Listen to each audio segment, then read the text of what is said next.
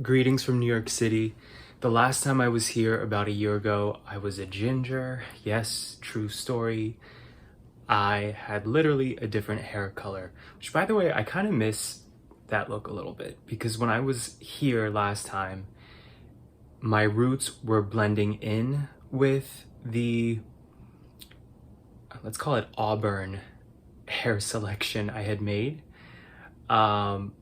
I thought it looked really cool once it blended in with my natural hair. Like then it actually started looking natural. This was actually the first year since I left New York City, since I moved out of New York City back in early 2018. So 5 years ago. This is the first time in 5 years that I was not planning on coming back to New York City. And then of course the one time I don't plan on coming back and that I feel I have no reason to come back and that it's too expensive. My friend ended up having a wedding here, so I had to fly back up begrudgingly. I say begrudgingly because I just feel like the chapter of my life with this city in it is over. And there's a restlessness that comes over me anytime I come back to New York. And I know that even a lot of people who have never lived in New York City can't even handle the city. Like they come here to visit as a tourist and the sort of frantic energy is not for everybody. I think it's not even for most people. But every time I come here, I'm like, wow, I can't believe this was my everyday life for almost a decade. It feels like a different lifetime. It's funny how a place like New York City, certain things are so much more convenient. Like you walk everywhere, there's a pretty advanced public transportation system, meaning the subway, compared to most American cities where you have to rely on a car. And yet there's other things that are just so inconvenient. Like everything just feels more difficult to me here in terms of the weather, the price, the competitiveness, just how many people there are. Even this morning, I woke up thinking, I want to go get a New York City bagel for breakfast. I want a traditional New York City bagel experience. The first place I went to, like 2 blocks away, there was a line out the door, and I was like, I'm not doing this. And then the next place I went to, there was not a line out the door, but there was still a significant enough line that I waited at least 20-25 minutes for my bagel. And it was just like unnecessary chaos with all the people there like huddling at the orders line, like people who have already ordered. And I was like, this just feels like unnecessary stress for a Saturday morning. Like by the time you get your food, you're like half frazzled. So I say all that to say, I don't miss living here, and I don't even think I could live here anymore, at least at this stage in my life. But I will tell you, it's a different crop of people here that you're exposed to. And in the brief time that I'm here, which is just a weekend for the wedding I mentioned, I managed to meet a guy, and it was one of those probably transient connections. Who knows if I'll ever see the guy again, but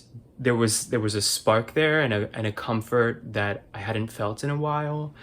And I thought, yeah, this is like what I miss living in Miami, that you can meet somebody that you're attracted to physically, but that also is cerebral and is more likely to like share certain values, and you can tell they were maybe raised similarly to you. And in Miami, I just don't have that. At least the immediate area where I live, like the kind of guys that are in my area are just very like what we call the fast food mindset, like on to the next, which one could say is a criticism actually of New York City, right? That there's so many people that a lot of the people here have that revolving door mindset, just because there's always going to be somebody else, right? Plenty of fish in the sea.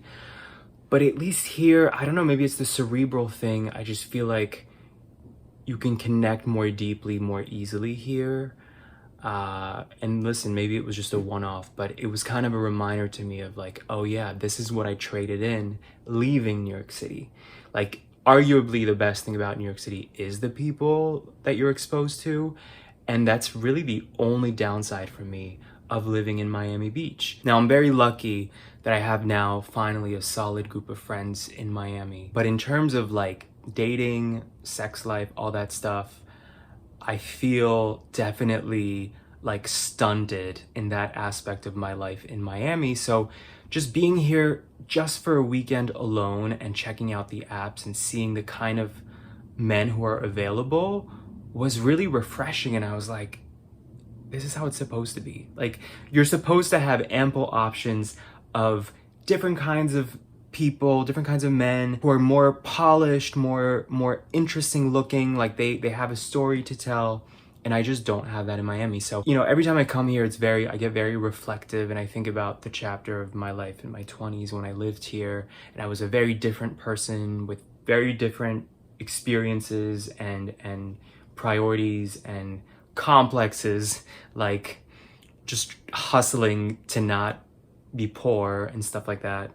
But I feel like I traded in the aspect of the people in particular when it comes to dating. I feel like in life, everything is a negotiation. Like every decision you make, every job you take, the people you hang out with, it's like you're always sacrificing something, and it's just a matter of what are you willing to sacrifice and what are you not? Like where do you draw the line? Every time I come to New York, I make a video now, and I know some of you guys comment saying you get it, you either live in New York or you used to. Always curious for your feedback. Let me know in the comments.